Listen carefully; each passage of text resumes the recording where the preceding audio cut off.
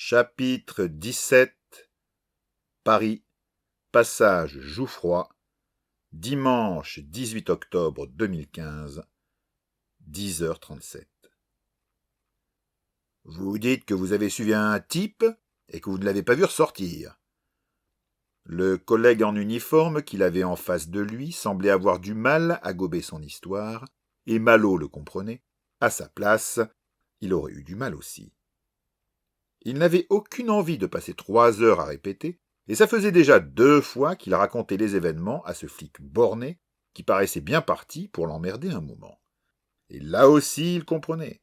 Le type voyait débarquer sur ses plates-bandes un confrère plus haut gradé, venu du trou du cul du pays, qui sortait son flingue en plein milieu du musée Grévin pour se mettre à courser le sosie de Romy Schneider, à ses propres dires et ceux des rares témoins. Ça avait de quoi déstabiliser. Pour couronner le tout, on dénombrait 2 morts, le vigile qu'il avait découvert dans le Grand Théâtre, et l'antiquaire qu'on avait retrouvé derrière son comptoir. Bref, le flic était sur les dents et allait le faire suer jusqu'au bout. Coincé du cul et pinailleur, il n'avait pas l'air super futé non plus. Il fallait bien avouer que des comme ça, il y en avait quelques-uns dans la maison. Le genre qui entretenait l'image du flic abruti et bas du front qu'on voyait dans la plupart des films policiers. Il était dans de beaux draps. Il avait tablé sur le fait de serrer le coupable et son commanditaire plutôt que de le faire arrêter avant. C'était un succès. 2 morts de plus, l'assassin courait encore, et son intuition lui disait qu'il y avait urgence, que quelque part un compte à rebours s'était déclenché et que les choses n'en resteraient pas là. Planté au milieu de la boutique de l'antiquaire, chez qui tout avait commencé, il suivait d'un œil le travail des experts qui examinaient le corps du pauvre commerçant. Décidant que ça suffisait, Malo leva un doigt et demanda « Excusez-moi 2 minutes, je voudrais juste vérifier quelque chose. » Plantant là l'agent en uniforme qui le surveillait d'un œil méfiant, et s'approchant des 2 experts en train de manipuler le corps avec des gants de latex, Malo s'enquit. « Vous savez de quoi il est mort ?»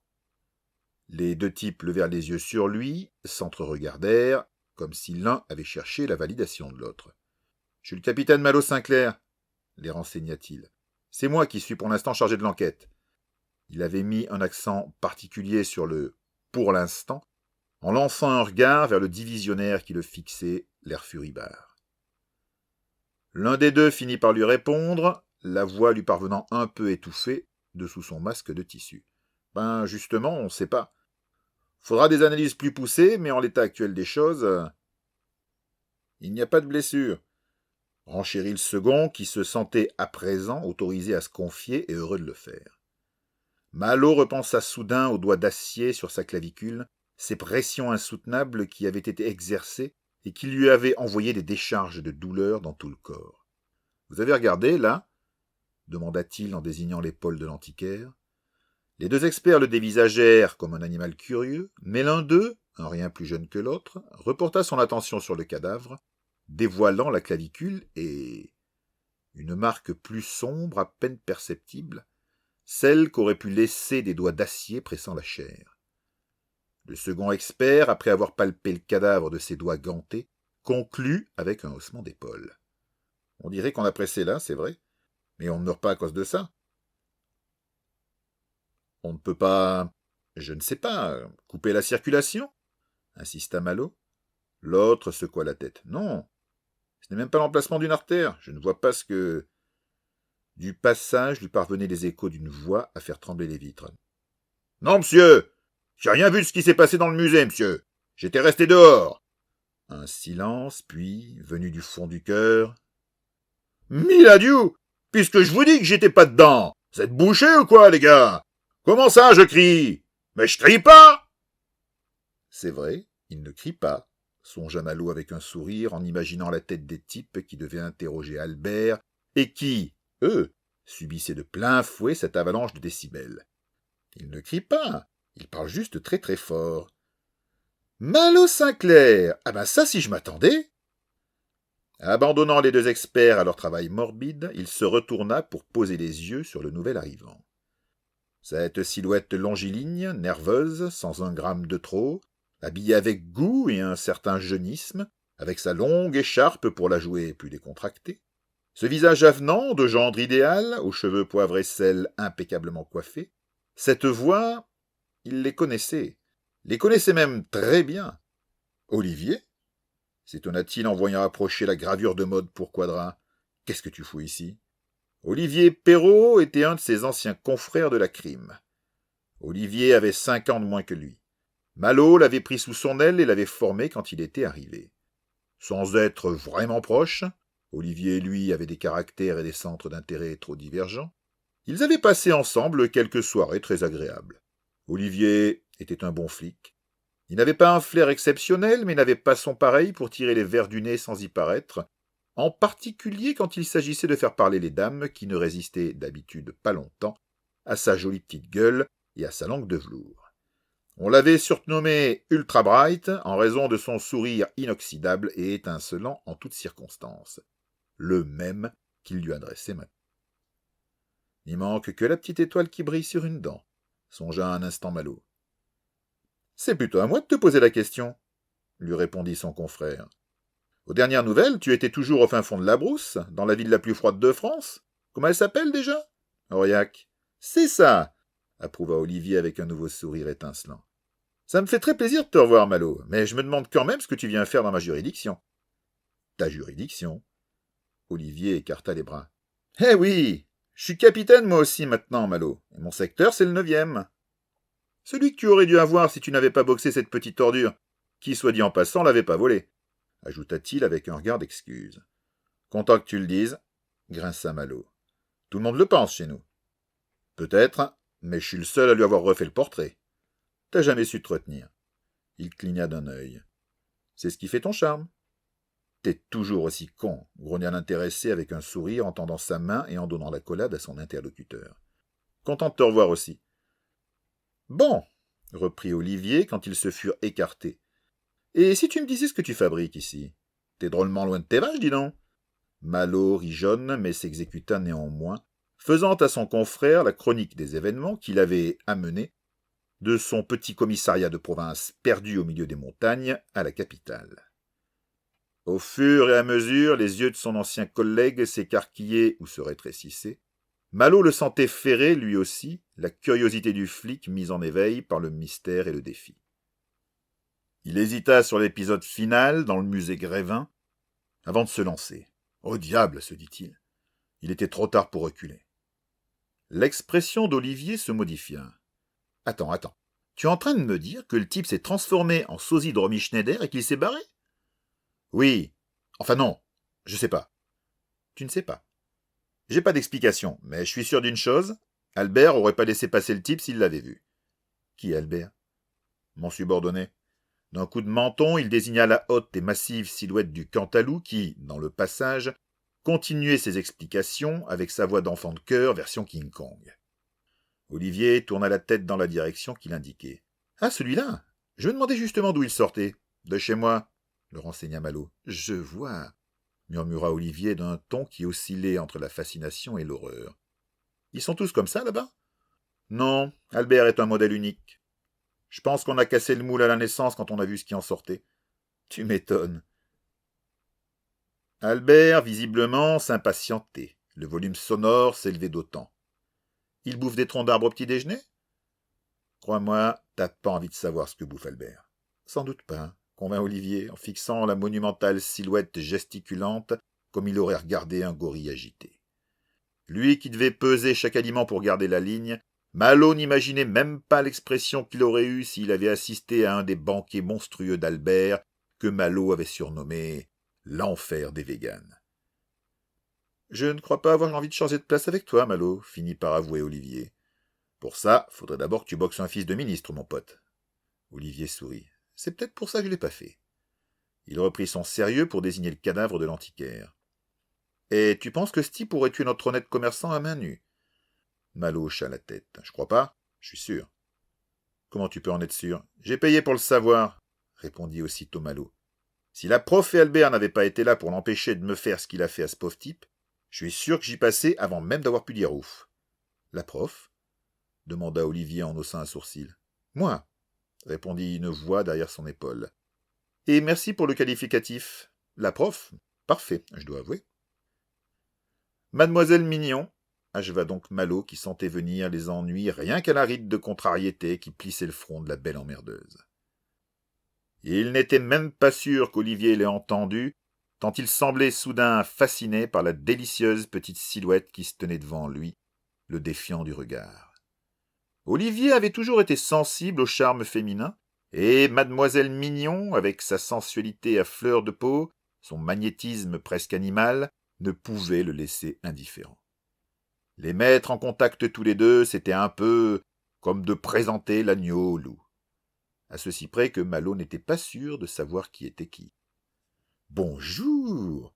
Olivier avait pris sa voix la plus mielleuse et, fasciné, ne parvenait visiblement même plus à cligner des yeux, de peur d'en perdre une miette. « Bonjour !» répondit mademoiselle Mignon, méfiante. « Capitaine Olivier Perrault, pour vous servir, mademoiselle Mignon. Puis-je savoir ce que vous faites ici ?»« J'aide le capitaine à résoudre son enquête, » répondit l'enseignante sans se démonter le moins du monde, en tournant vers Malot un regard qui semblait le mettre au défi de la contredire. Ce dernier la fixa un long moment sous l'œil attentif d'Olivier, qui paraissait attendre sa réponse pour savoir s'il devait la faire sortir ou non. Il prit tout son temps. « Mademoiselle Mignon est ma conseillère historique. »« Conseillère historique », apprécia Olivier, qui semblait goûter le terme sans quitter l'enseignante des yeux. « Ça ne vous rend pas justice, mademoiselle. » La demoiselle en question lui offrit un sourire désarmant que Malot jalousa aussitôt. L'histoire peut être passionnante, vous savez. Elle regorge d'anecdotes délicieuses. Quand je vous regarde, je me dis que je n'ai pas eu les bons profs, ou j'aurais fini à la Sorbonne.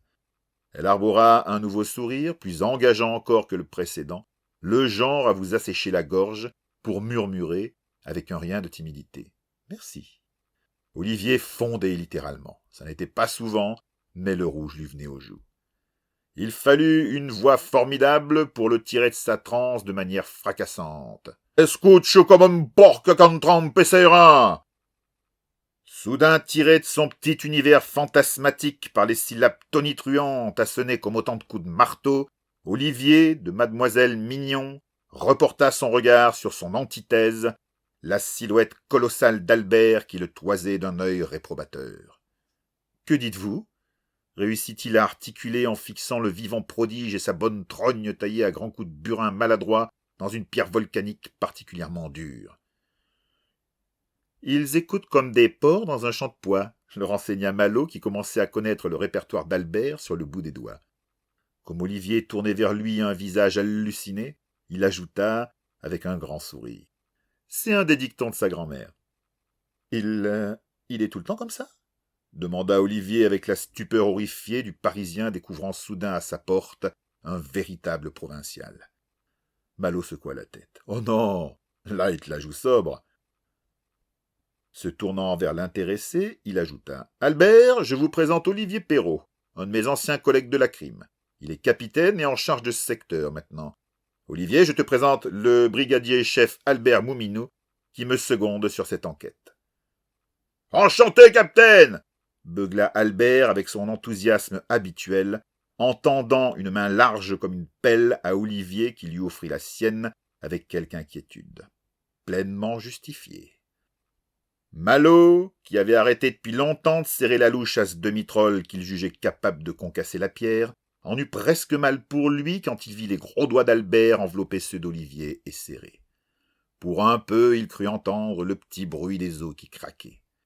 Le rictus d'Olivier fut assez expressif quand il répondit, crispé. « Bonjour Albert, vous pourriez lâcher ma main maintenant, tant qu'il me reste encore des doigts ?» Albert desserra son étreinte au grand soulagement d'Olivier qui secoua sa main comme pour vérifier qu'elle pouvait encore remuer. « Oh, désolé, capitaine, je sens pas ma force » avoua Albert avec un air confus. « Belle poigne, Albert » apprécia Olivier qui ajouta en jetant un regard à Malot. « Il doit faire merveille pour les interrogatoires. » Albert a une technique bien à lui. Les résultats sont surprenants. Il se rappelait en particulier ce petit malfrat teigneux qu'il avait coffré pour agression sur plusieurs commerçants et vieilles dames, ce qui avait eu le don d'agacer Albert, qui n'aimait pas du tout qu'on manque de respect aux vieilles dames.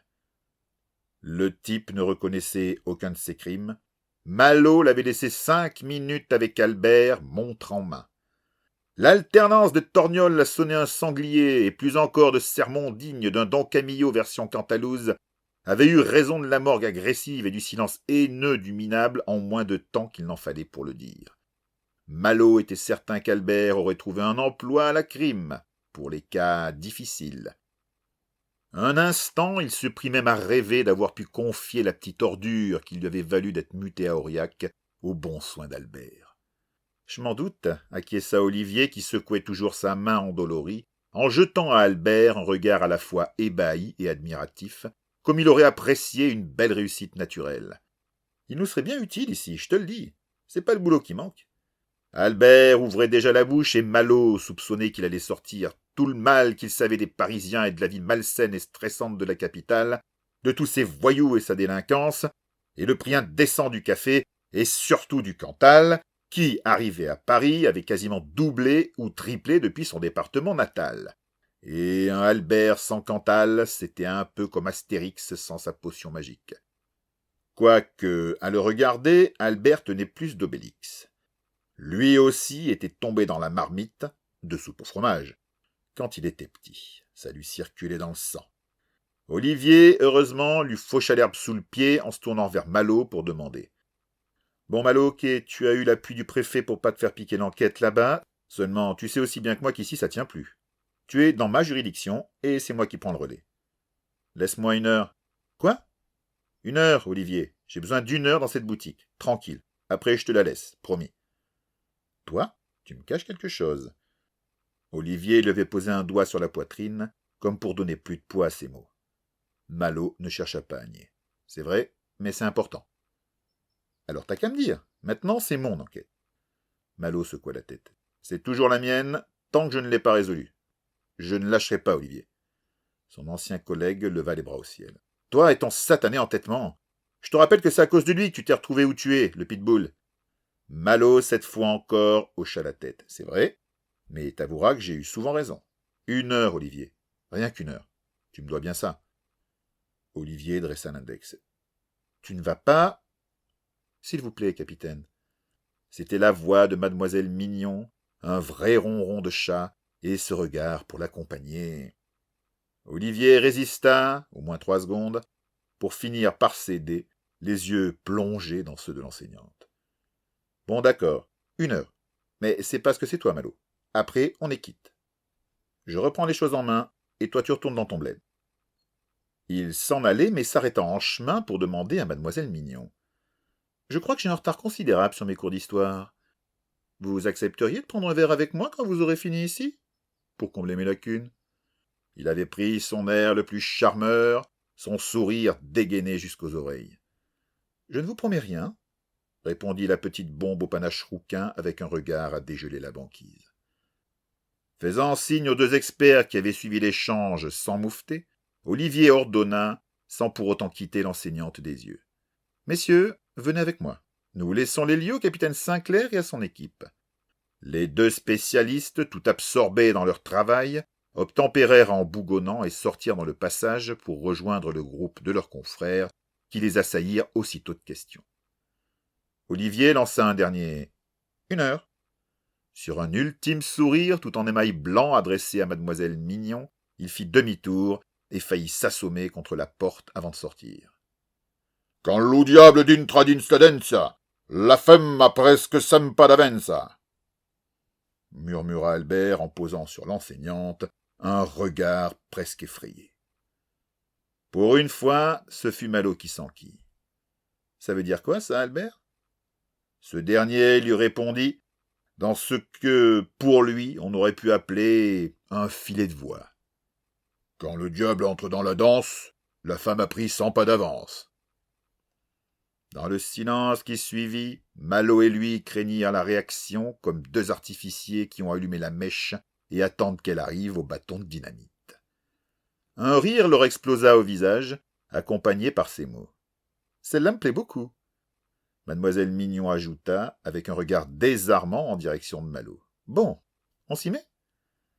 Et Malo, pour une fois, se surprit à lire dans le regard d'Albert la même pensée qu'il traversait. « Seigneur, protégez-nous. »